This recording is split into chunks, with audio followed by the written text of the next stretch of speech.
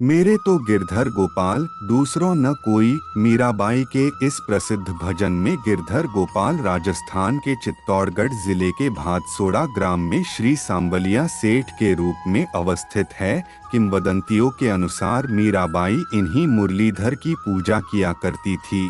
सांबलिया सेठ मंदिर चित्तौड़गढ़ से उदयपुर की ओर राष्ट्रीय राजमार्ग पर 28 किलोमीटर दूरी पर भादसोड़ा ग्राम में स्थित है।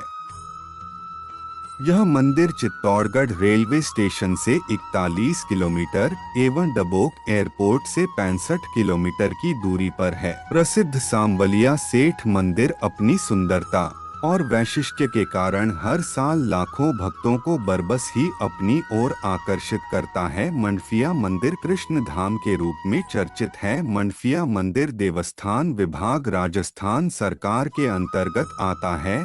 कालांतर में सांबलिया सेठ मंदिर की महिमा इतनी फैली कि उनके भक्त वेतन से लेकर व्यापार तक में उन्हें अपना हिस्सेदार बनाते हैं। मान्यता है कि जो भक्त खजाने में जितना देते हैं, सांबलिया सेठ उससे कई गुना ज्यादा भक्तों को वापस लौटाते हैं।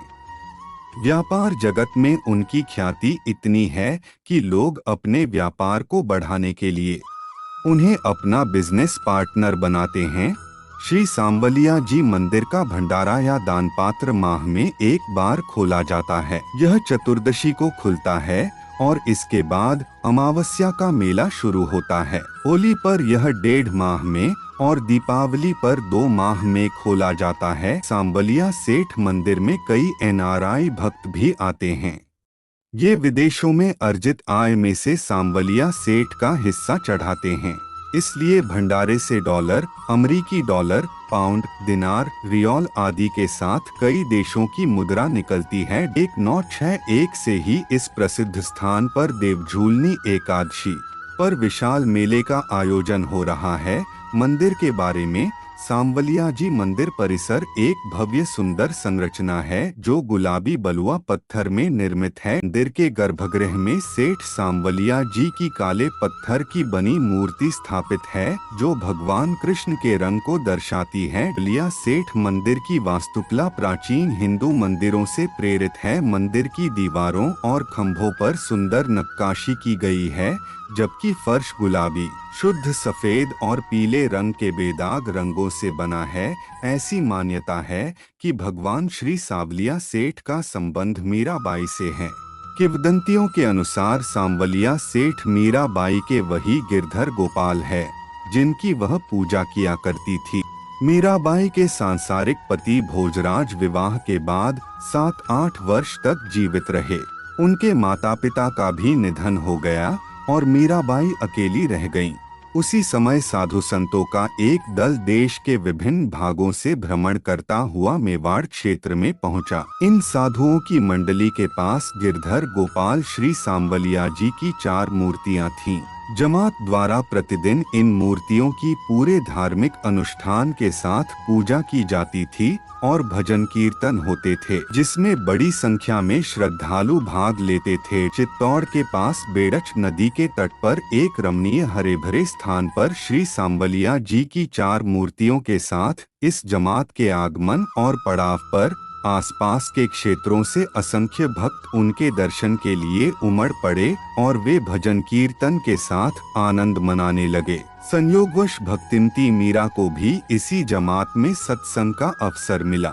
जमात में श्री सांबलिया जी की 4 मूर्तियों में से एक ने मीरा का मन मोह लिया। तत्कालीन समय में संत महात्माओं की जमात में मीराबाई इन मूर्तियों के साथ भ्रमणशील रहती थी। दयाराम नामक संत की ऐसी ही एक जमात थी जिनके पास ये मूर्तियां थी। बताया जाता है कि जब औरंगजेब की सेना मंदिरों में तोड़फोड़ कर रही थी, तब मेवाड़ में पहुंचने पर मुगल सैनिकों को इन मूर्तियों के बारे में पता लगा। मुगलों के हाथ लगने से पहले ही संत दयाराम ने प्रभु प्रेरणा से इन मूर्तियों को बागुंड भादसौड़ा की छापर में एक वटवृक्ष के नीचे गड्ढा खोदकर पधरा दिया। किंवदंतियों के अनुसार लगभग 250 साल पहले मंडफिया गांव के निवासी भोलीराम गुर्जर नामक एक चरवाहे को सपना आया कि बागुंड गांव के छापर में स्थित एक बरगद के पेड़ के नीचे जमीन में 4 मूर्तियां दबी हुई हैं। भगवान की प्रेरणा के अनुसार उक्त भोलीराम गुर्जर ने गांव में जाकर मंडफिया के निवासियों को बताया और गांव मंडफिया के निवासियों का एक समूह जाकर बागुंड के ग्रामीणों से मिला। उनको जब भोलीराम गुर्जर के सपने के बारे में बताया गया तो अचानक किसी को विश्वास नहीं हुआ। फिर भी दोनों गांवों के लोग भोलीराम गुर्जर के बताए स्थान पर पहुंच गए। उसी समय गांव भातसोड़ा के लोगों को भी सूचना मिल गई। गांव भातसोड़ा के लोग भी उक्त स्थान पर पहुंच गए। तीनों गांव के लोगों की मदद से उक्त स्थान की खुदाई की गई तो जमीन से 10 से 15 फीट नीचे 4 मूर्तियां मिली। तो वहां मौजूद लोग आश्चर्यचकित रह गए। सपना सच हो गया। वहां उपस्थित लोग हर्ष से भर उठे। उपस्थित जन समूह ने श्री सांवलिया जी के जयकारे लगाए। इन 4 मूर्तियों में से एक मूर्ति गड्ढा खोदते समय खंडित हो गई, जिसे उसी गड्ढे में रख दिया गया, जबकि शेष 3 मूर्तियों को प्राकट्य स्थल से बाहर निकाल लिया गया। आपस में विचार विमर्श करने के बाद इन तीनों मूर्तियों में से एक मूर्ति को प्राकट्य स्थल बागुंड में तथा दूसरी मूर्ति को ग्राम भातसोड़ा में तथा तीसरी सुंदर मूर्ति को ग्राम मंडफिया के निवासियों ने बड़ी धूमधाम से स्थापित किया। श्री सांवलिया जी की मूर्ति को अस्थायी तौर पर परेंडे स्थित भक्त भोलीराम गुर्जर के घर में स्थापित किया गया था।